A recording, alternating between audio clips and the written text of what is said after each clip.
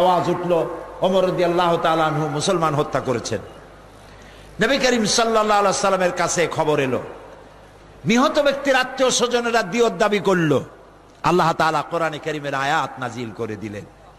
আল্লাহ তাআলা বললেন, ফালা ওয়া রাব্বিকা লা ইউমিনুন, হে নবী আপনার রবের কসম, ওই ব্যক্তি কখনো মুসলমান নয়, ওই ব্যক্তি মুমিন নয় যে ব্যক্তি আপনি ফয়সালা করে দেওয়ার পর এই সিদ্ধান্ত মানতে পারে না, দ্বিধা দ্বন্দ্বে ভোগে, মুসলমান হিসাবে সে বাস করতে পারে না। ওমর রাদিয়াল্লাহু তাআলা আনহু যে ফয়সালা করেছেন এটাই সঠিক হয়েছে, সুবহানাল্লাহ। সুতরাং মুসলমান হয়ে নবীর ফয়সালা মানা যাবে না, তাহলে মুসলমান নাম বাদ দেওয়াই উচিত, বাদ দেওয়াই উচিত। রাজনীতিতে ইসলাম মানবা না, বিচারে মানবা না, আদালতে মানবা না। দেখুন কায়দাটা কি, তারা যেন বলেই ফেলেছে তাদের অজান্তে আল্লাহ এবং রাসূল আপনাদের দুজনের জন্য 144, আমার জীবনের বিস্তীর্ণ অঙ্গনে আপনারা প্রবেশ করবেন না, মসজিদে থাকুন, মাদ্রাসায় থাকুন, এর বাইরে যাবেন না। প্রিয় ভাই সব, আল্লাহর দরকার যদি পার্লামেন্টে না হয়, যদি আল্লাহর প্রয়োজন আদালতে না হয়, ক্যান্টনমেন্টে না হয়, অফিস আদালতে না হয়, ক্ষেত খামারে না হয়, জীবনের কোন জায়গায় যদি আল্লাহর দরকার না হয়, খালি মসজিদ, তাহলে এমন আল্লাহ দিয়ে আমরা করবোটা কি? কত বড় আহমকি, কত বড় বোকামি। এই জন্যে আনুগত্য হবে মুসলমানদের, পরিপূর্ণ আনুগত্য নবী করিম সাল্লাল্লাহু আলাইহি সাল্লামের, তিনি যা যা করেছেন তাই তাই করতে হবে। এর বিপরীত কোন অবস্থান মুসলমানের জন্য গ্রহণযোগ্য নয়। ভাই সব, পৃথিবীতে আল্লাহ যত নবী পাঠিয়েছেন সব নবীরা ছিলেন মানুষ। সব নবীরা কি ছিলেন? জোরে বলেন, মানুষ ছিলেন। এইখানে আমাদের দেশে কিছু আলেম, নামধারী আলেম আছে, যারা বক্তব্য রাখতে গিয়ে নবী করিম সাল্লাল্লাহু আলাইহি ওয়াসাল্লামকে মানুষ বলতে চান না। তাকে মানুষ বলা নাকি বেয়াদবি, আর নেতা বলা আরো বেয়াদবি। নেতা বলা বেয়াদবি কেন? কয় যে এই যে আমার নেতা, তোমার নেতা, হাবি জাবি ছাতা মাথা মানুষে কয়। তো মোহাম্মদ সাল্লাল্লাহু আলাইহি সাল্লামের নামে যদি আমার নেতা তোমার নেতা কয়, তো এক কাতারে দাঁড়ায় গেল। কত বড় বেওকুফ, চিন্তা করেন। আরবিতে যখন বলে আল্লাহুম্মা সাল্লি আলা সাইয়্যিদিনা, তখন কি বলে? সাইয়্যিদিনা মানে কি? সাইয়্যিদিনা মানে আমার নেতা, আমাদের নেতা। আরবিতে যখন বলে তখন জায়েজ আছে, কিন্তু বাংলায় যদি বলে আমার নেতা, তোমার নেতা, বিশ্ব নবী মুস্তাফা, তাহলে অসুবিধা। লাউ খাইলে জায়েজ আছে, কদু খাইলে না জায়েজ। এগুলি কেমন কথা? নবী করিম সাল্লাল্লাহু আলাইহি ওয়াসাল্লাম সম্পর্কে তারা ওয়াজ করেন, তাকে নাকি হযরত আমিনার পেট থেকে, আমরা যেভাবে মায়ের পেট থেকে দুনিয়া আসছে ওভাবে আসেন নাই, জিবরাইল আলাদা একটা কুদরতি কায়দা অপারেশন করে বাইর করছে। তারপরে নবী করিম সাল্লাল্লাহু আলাইহি ওয়াসাল্লাম দুনিয়া এলেন। কেউ কেউ তওয়াফ করতে গেছে আল্লাহর ঘর, যাই দেখে আল্লাহর ঘর নেই। হায় হায়, গেল কই ঘর? অনেক সময় দাঁড়ায় থাকার পর দেখে যে আল্লাহর ঘর আসছে, বাইতুল্লাহ। আরে বাবা, তুমি কোথায় গেছিলে? আমরা তওয়াফ করতে আসছি। তোমরা জানো না আল্লাহর নবী মাহবুব মুহাম্মদ সাল্লাল্লাহু আলাইহি ওয়াসাল্লাম আসছে, আমি তো তারে তওয়াফ করতে গেছিলাম। এদিকে একজন কয়েছে সুবহানাল্লাহ। প্রিয় ভাই সব, মহা অন্যায়, মহা অন্যায়। এমন কথা কোরআনে হাদিসে কোথাও নাই। মায়ের পেট থেকে সারা দুনিয়ার মানুষ যেভাবে আসে, নবী করিম সাল্লাল্লাহু আলাইহি ওয়াসাল্লামের এ ব্যাপারে কোনো ব্যতিক্রম হয় নাই। তাকে তওয়াফ করার জন্য কাবা শরীফ যায় নাই। এই জাতীয় বাজে কথা বলে মুহাম্মদ সাল্লাল্লাহু আলাইহি ওয়াসাল্লামের সম্মান বাড়ানো হয় না। হাদিসে যা আছে সেইটুকু বলেন, বেশি বলতে যাইয়েন না। মুহাম্মদ সাল্লাল্লাহু আলাইহি ওয়াসাল্লামের এক থেকে বড় সম্মান আর কি হবে? আল্লাহর পরেই তার সম্মান। আপনি বানায় আন্দাজে সম্মান দিতে যাবেন কেন? বানায় বানায় কি সব মিথ্যা কথা। ওয়াজের মধ্যে কান্দে কান্দে মানুষের নিজেও কান্নার ভান ধরে, লোকেরা তো বোঝে না। কয় যে হ্যাঁ, একদিন নবী মোস্তফায় রাস্তা দিয়ে হাইটা যায়, হরিণ একটা বান্দা ছিল গাছেরই তলায়। লোকেরা কয় সুবহানাল্লাহ। আসলে এরকম কোন ঘটনা ঘটেই নেই। আন্দাজে মিথ্যে কথা বলে রাসূলের সম্মান বাড়াবার কোনো দরকার আছে? রাসূলের সম্মান তো আল্লাহই দিয়েছে। তার থেকে সম্মানী ব্যক্তি আরশের নিচে জমিনের উপরে আর কেউ আছে? তো খামাখাই সব মিথ্যা কথা কেন বলা? আর বলা হয় তিনি মানুষ না, আর তিনি সব জায়গায় উপস্থিত হন। নাউযুবিল্লাহি মিন যালিক। কি মুশরিকানা আকীদা! মুশরিকানা আকীদা। সকল জায়গায় সমভাবে দেখতে পারেন আল্লাহ রাব্বুল আলামিন। যেটা আমার খালেক পারেন, রাসূল মাখলুক তিনি তা পারেন না। নবী করিম সাল্লাল্লাহু আলাইহি ওয়াসাল্লামকে তার নামে মিলাদ পড়া হচ্ছে। এক জায়গায় দাঁড়াইতে হবে সকলকে। কেন দাঁড়াইতে হবে? কারণ নবী করিম সাল্লাল্লাহু আলাইহি ওয়াসাল্লাম আসবেন, দাঁড়াবে না? এরকম বেয়াদব উম্মত আছে নাকি যে রাসূল আসবে আর দাঁড়াবে না? অনেক বছর আগে হাজীগঞ্জে আমার একটা মাহফিল ছিল। মাহফিলে যাই দেখি সেখানে একটা বিশাল চেয়ার। এটা কেন? কয় যে ওই চেয়ারে আমরা এখানে তো মিলাদ পড়বো, রাসূলুল্লাহ আসবেন, তার জন্য একটা চেয়ার রাখবো না? আমরা এত বেয়াদব উম্মত, তার জন্য একটা চেয়ার সাজায় রাখছে। আমি বললো ওই চেয়ার আগে নামাও, তারপর ওয়াজ করবে, আগে ওয়াজই করবে। তোমরা তো এটাও করে সালবায়ের পরে ভাত খাইতে যাই একটা বড় প্লেট রাখবা, রাসূলুল্লাহ আসবে, তারে ভাত না দিয়ে আমরা খাই কেমন? নাউযুবিল্লাহ। আমি বললাম তর্কের খাতিরে যদি মেনেও নেই যে রাসূলুল্লাহ এক জায়গায় আমরা মাহফিল করতেছি, মিলাদ পড়তেছি, রাসূলুল্লাহ আসছেন, আসবেন, তর্কের খাতিরে মানলাম। আচ্ছা ঠিক আছে, আসুন। উম্মতের জন্য ফরজ হয়ে গেছে চেয়ার দেওয়া, ঠিক না? তাহলে এবার বলেন, রাসূলুল্লাহর জন্য মঞ্চে একটা চেয়ার রাখা হয়েছে, তিনি বসবেন, তার পাশে আর একটা চেয়ার দিয়া বসতে পারে এমন বেয়াদব আকাশের নিচে জমিনের উপরে আছে নাকি? কাজে এর দ্বারা রাসূলুল্লাহকে ইজ্জত করা হলো না, তাওহীন করা হলো। নবী করিম সাল্লাল্লাহু আলাইহি ওয়াসাল্লাম সদা সর্বত্র আপনি মিলাদ পড়বেন আর সেখানে এসে হাজির হবেন, এই আকীদা জায়েজ নাই, জায়েজ নাই।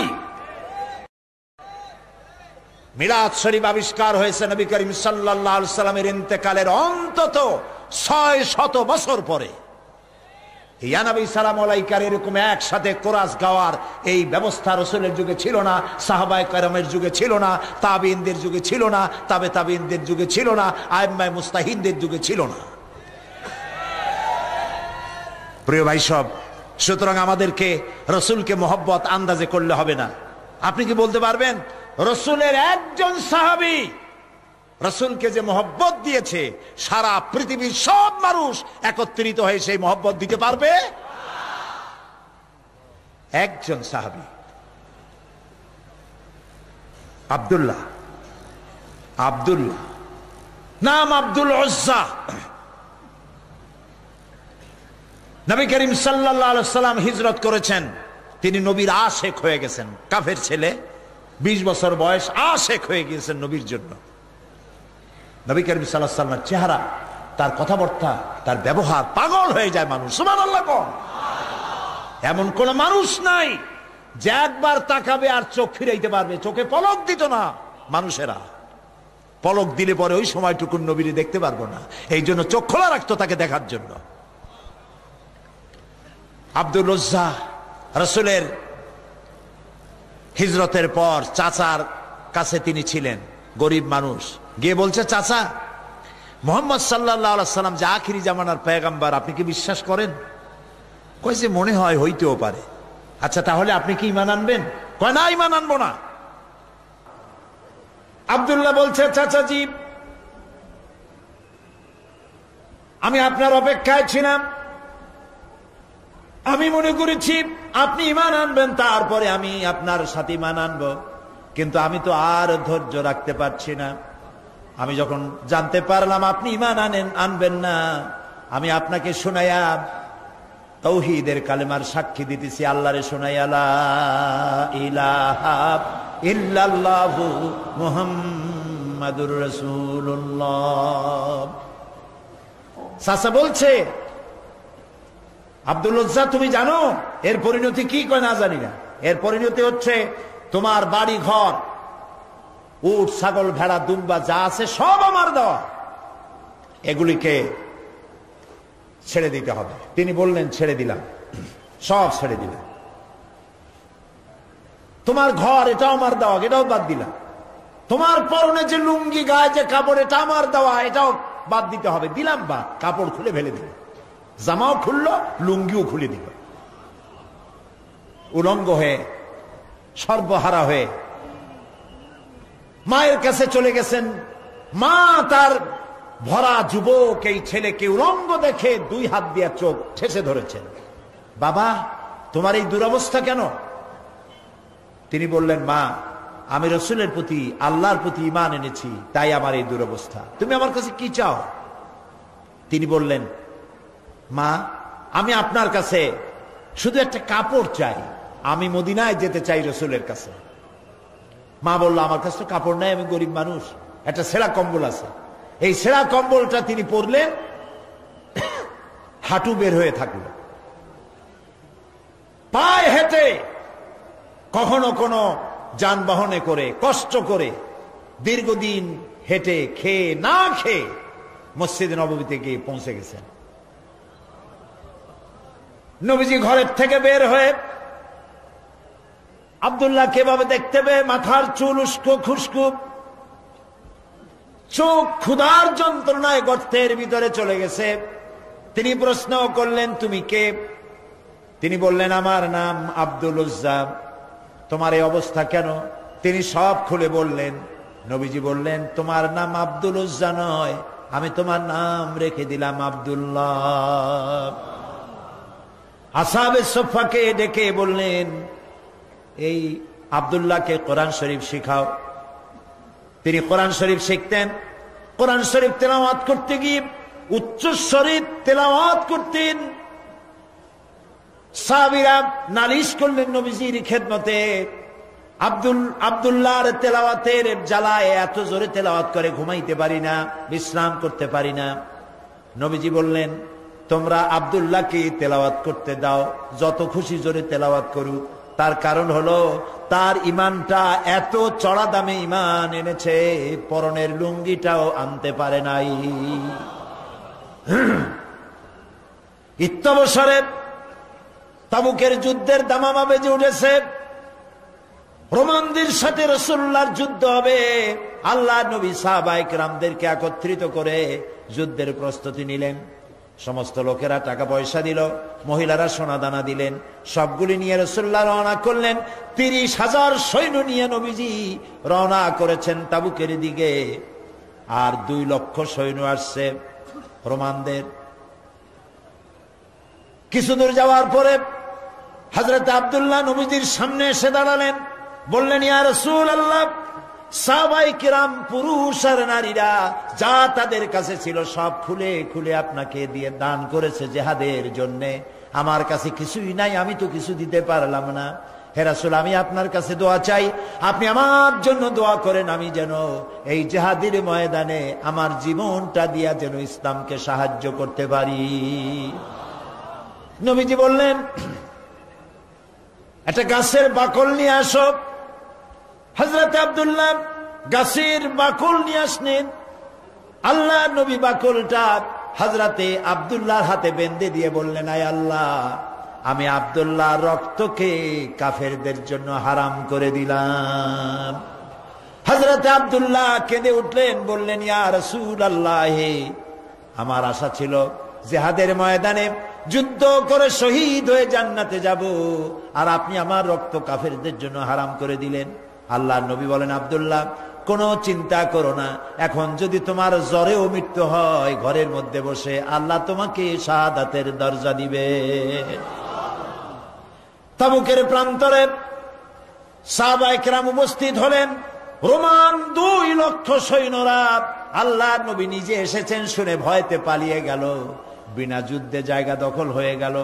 নবীজি সেখানে 20 দিন অপেক্ষা করলেন। চতুর্দিকে দ্বীনের দাওয়াত ছড়াতে লাগলেন। একদিন নবীর কানে খবর গেল, আয় আল্লাহর নবী, ওই যে আব্দুল্লাহ যার হাতে আপনি বাকল পরিয়ে দিয়েছিলেন, ওই আব্দুল্লাহ আজকে রাতে কয়েকদিন জ্বর ভোগার পরে তিনি ইন্তেকাল করেছেন। নবীজি তাকে গোসল এবং কাফনের ব্যবস্থা করতে লাগলেন, করতে বললেন, এবং নিজে গিয়ে জানাজার ব্যবস্থা করবেন বললেন। কবর খোঁড়া হলো, কবরের পাশে একজন ছোট্ট একটা লাইট নিয়ে দাঁড়ায় আছেন, টিম টিম করে জ্বলছে। দুইজন সাহাবী আব্দুল্লাহকে হাতে উঁচু করে ঘাড়ে করে বহন করে আনতেছেন, আর কবরের ভিতরে একজন দাঁড়ায় গেছেন লাশ ধরার জন্য। যিনি কবরের ভিতরে দাঁড়ানো তিনি বলতেছেন, তোমরা লাশ বহন করে যারা আনতেছো তোমার ভাইকে আস্তে আস্তে আনো, যেন তোমার ভাইয়ের সঙ্গে যেন বেয়াদবি না হয়।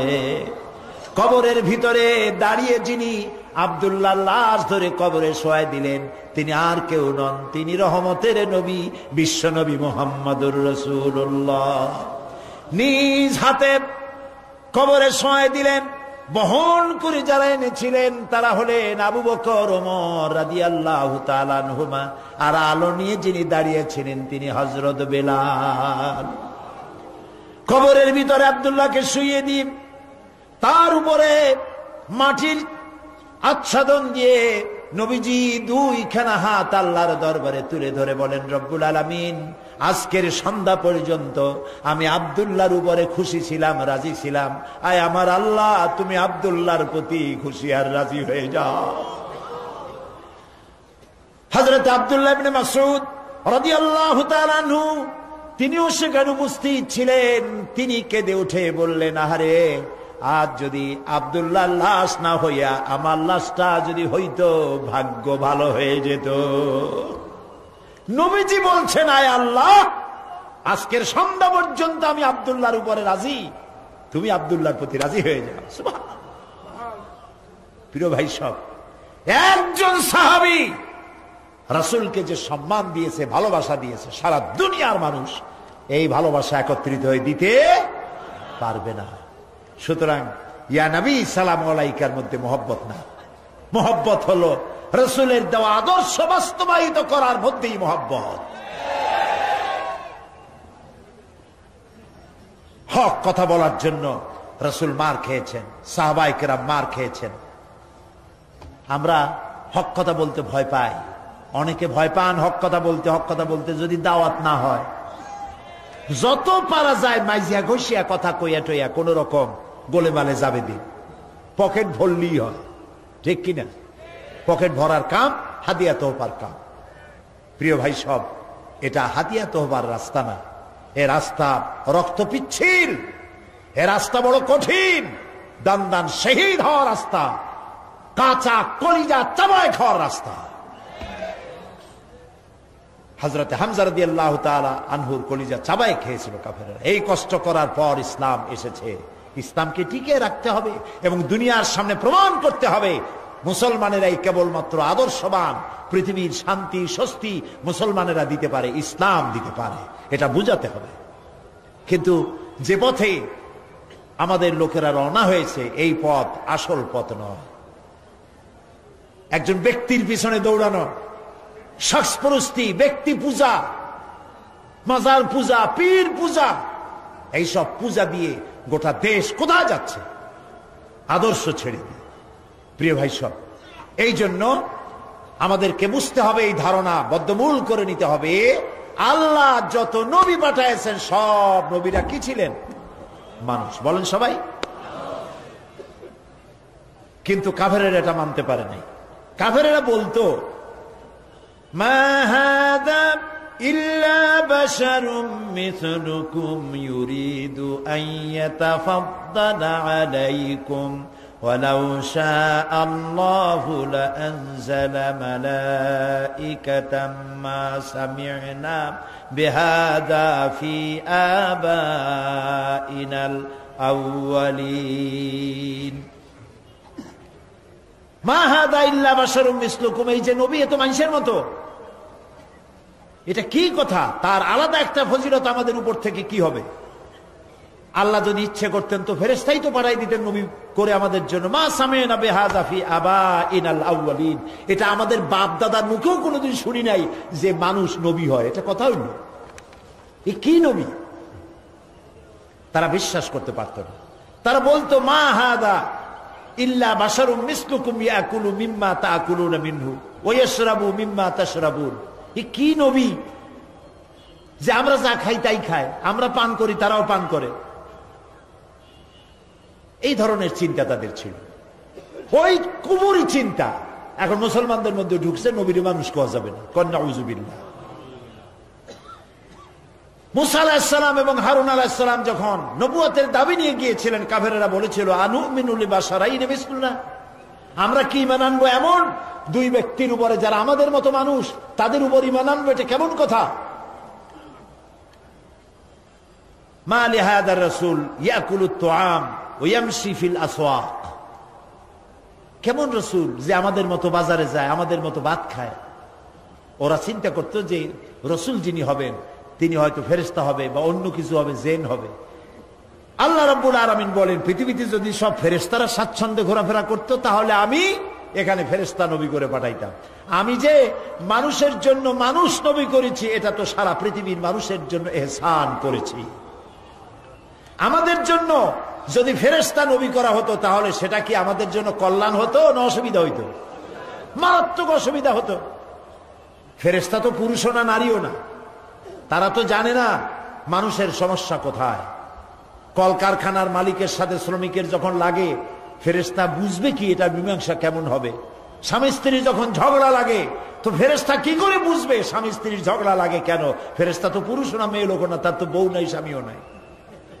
কাজে আল্লাহ তাআলার এটা মেহেরবানি যে তিনি কি করেছেন, মানুষের জন্য নবী বানাইছেন। কি ওয়ামা আরসালনা ক্বাবলাকা ইল্লা রিজালান নূহি ইলাইহিম ফাসআলু আহলাদ যিকরি ইন কুনতুম লা তা'লামুন। আপনার পূর্বে যত নবী আমি পৃথিবীতে পাঠিয়েছিলাম তারা সব মানুষ ছিলেন, একজনও ফেরেশতা বা জিন ছিল না, সব ছিল মানুষ। সুতরাং হে নবী, আপনি আপনার পজিশন সম্পর্কে জানায় দেন, আপনার অবস্থা সম্পর্কে বলেন। আল্লাহ বলে দিলেন, আপনি বলুন, কুল ইন্নামা আনা বাশারুম মিসলুকুম ইউহা ইলাইয়া আন্নামা ইলাহুকুম ইলাহু ওয়াহিদ। হে নবী, আপনি বলুন, আনা বাশারুম মিসলুকুম, আমি তোমাদের মতোই মানুষ। ইউহা ইলাইয়া, আমার কাছে ওহী আসে। আর তোমার আর আমার, তোমাদের আর আমার ইলাহ এক, আমি তোমাদের মতো মানুষ। কুল ইন্নামা আনা বাশারুম মিসলুকুম, আমি তোমাদের মতো মানুষ। বুঝতেছেন কথা? এই কথার ব্যাখ্যা সব সময় আমি চেষ্টা করি মানুষকে বুঝাবার জন্য। আল্লাহ তৌফিক দিন, বলেন আমি। ইন্নামা আনা বাশারুম মিসলুকুম, আমি তোমাদের মতো মানুষ, এই কথার ব্যাখ্যা দরকার। তা না হলে আন্দাজে দেখবেন এই যে কথা বললাম, যদি ব্যাখ্যা না দেওয়া হয় তাহলে কেউ কেউ আগামীকাল থেকে ওয়াশ করা শুরু করবেন, এই সাইদি আসছিল, আসে বলে গেছে নবী নাকি আমাদের মতো সাধারণ মানুষ। আর লোকেরা কবে নাউজুবিল্লাহ, কই লোক? নবী মানুষ, কিন্তু মানুষের মধ্যে দুইটা শ্রেণী। কয়টা শ্রেণী? একটা হলো সাধারণ আর একটা হলো অসাধারণ। একটা মানব আর একটা বলেন মহামানব। রাসূলুল্লাহ মানুষ, মানব কিন্তু মহামানব। তিনি মানুষ, তবে সাধারণ মানুষ নয়, অসাধারণ মানুষ। সুবহানাল্লাহ কয়। মানুষ কোন দিক দিয়ে? মানুষ এই দিক থেকে আমাদের মতো মানুষ, এই দিক থেকে আমরা ঘুমাই, রাসূলও ঘুমায়, আমরা খাই, তিনিও খান, আমরা বিয়ে করি, বাচ্চা হয়, তিনিও বিবাহ করেছেন, বাচ্চা হয়েছে। তার শরীর কাটলে যে রক্ত বেরোতো, সেই রক্ত সাদা ছিল না, সে রক্ত আমাদের মতো লাল রক্ত ছিল। তিনি আনন্দ পেলে হাসতেন, দুঃখ পেলে কাঁদতেন। নবী করিম সাল্লাল্লাহু আলাইহি ওয়াসাল্লামের ছেলে মারা গেল, তিনি কাঁদতেছিলেন, চোখ দিয়ে পানি পড়তেছিল। সাহাবায়ে কেরাম বললেন, হে রাসূল, আপনি তো আমাদের কাঁদতে নিষেধ করেছেন। নবী করিম সাল্লাল্লাহু আলাইহি ওয়াসাল্লাম বলেছেন, আমি চিল্লাতে নিষেধ করেছি, আমার চোখ দিয়ে যেটা পড়ছে এটা হলো মোহাব্বত। আমার অন্তর আল্লাহর দিকে, তার ইচ্ছার উপরে রাজি আছে, কিন্তু চোখ দিয়ে মোহব্বতের পানি পড়তেছে, করুণার পানি, দয়ার পানি, রহমতের পানি পড়তেছে। আমার দিলের মধ্যে কোনো প্রতিবাদ নাই। মাঝখানে একটা কথা বলে রাখি, অনেক আমাদের দেশে প্রায় কেউ যদি মারা যায় বাড়ির মধ্যে কান্নার রোল পড়ে যায়, হয় কিনা বলে? কথা কন না কেন? কান্নার রোল পড়ে যায়। আর মেয়ে লোকেরা চট্টগ্রামে কি করে জানি না, বরিশাল বিভিন্ন জায়গায় মেয়ে লোকেরা যখন কান্দে তখন সুর করে কান্দে। দুঃখের মধ্যে সুর আসে কেমনে আমি বুঝি না। সুর দিয়া, সুর না হলে কাঁদতে পারে। আপনাদের এদিকে আছে বোধ হয়, আছে, সুর দিয়ে কাঁদে। এই যে বিলাপ করতেছেন কেন, আপনি আওয়াজ করে কাঁদছেন কেন? তার অর্থ দাঁড়াচ্ছে আল্লাহর সিদ্ধান্তের বিরুদ্ধে আপনি প্রতিবাদ করছেন।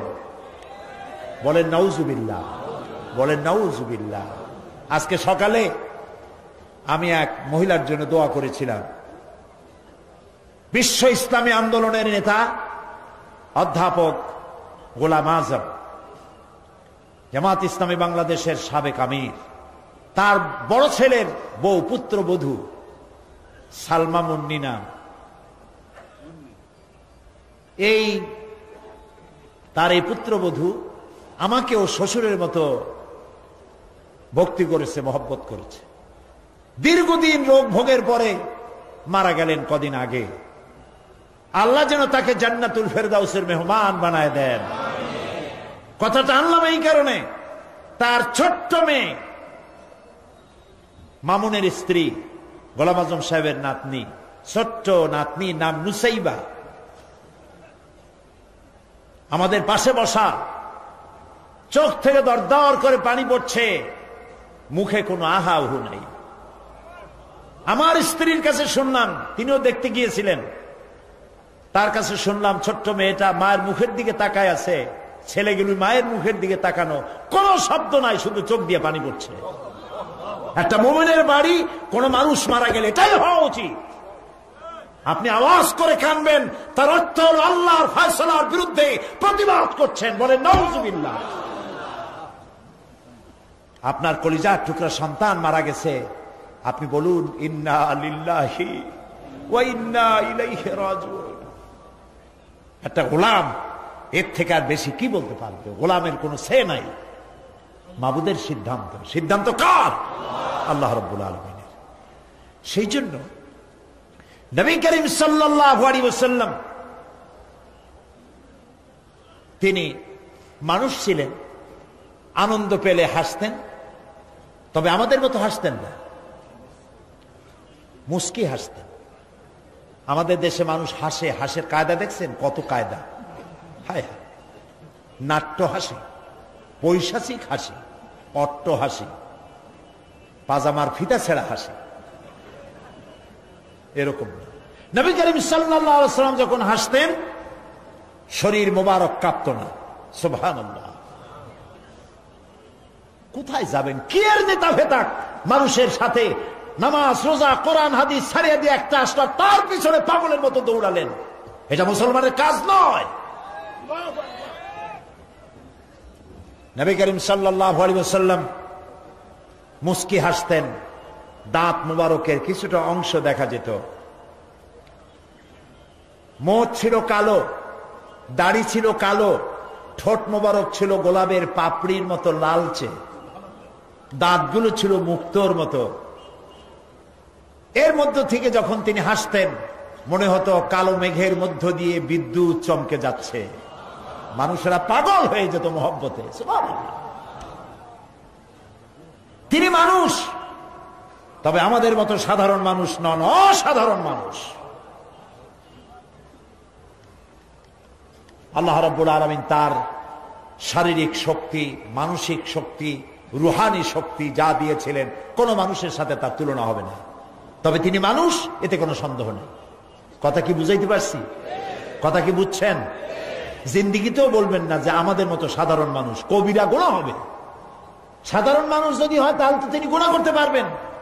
রাসূল কি গুনাহ করেন? সাধারণ মানুষ তো মিথ্যে কথা বলে, রাসূল কি মিথ্যে কথা বলেন?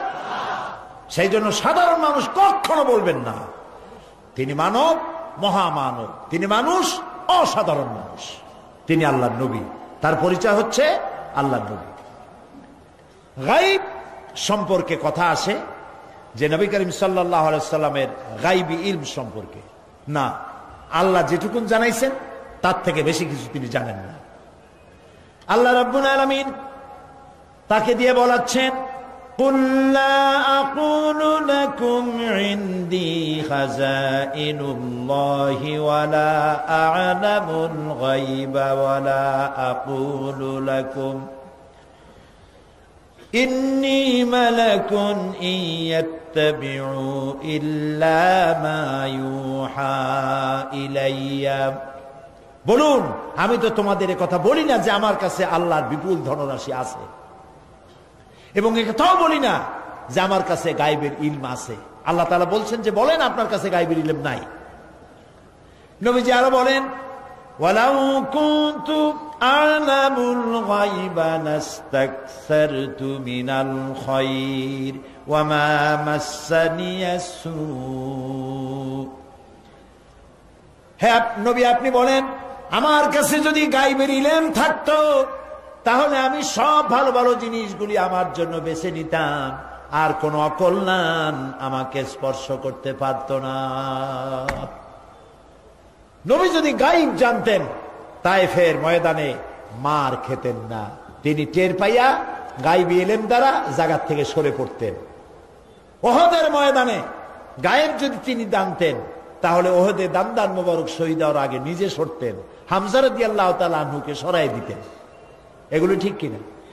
ইহুদি কর্তৃক একটি ছাগলকে বিষপান করাইয়া বড় বানাইছিল, সেই বিষাক্ত গোশত রাসূলকে খাওয়ানো হয়েছিল।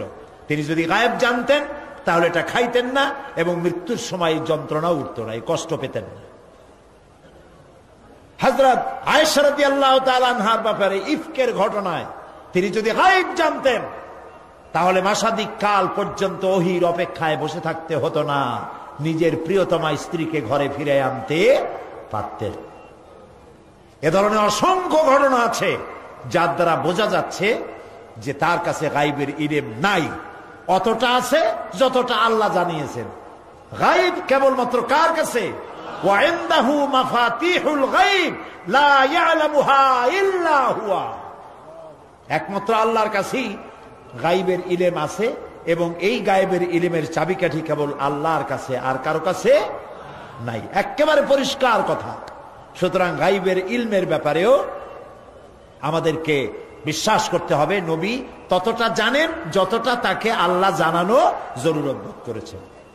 প্রিয় ভাই সব, নবীর প্রতি ঈমান আনার অর্থই হলো নবী করিম সাল্লাল্লাহু আলাইহি ওয়াসাল্লাম তিনি যেভাবে জীবন পরিচালনা করেছেন, রাষ্ট্র পরিচালনা করেছেন, ওইভাবে আমাদের জীবন, আমাদের রাষ্ট্র, আমাদের স্বভাব, আমাদের সমাজকে ওই আদলে পরিচালনা করতে পারলেই নবীর প্রতি ঈমান আনা হবে।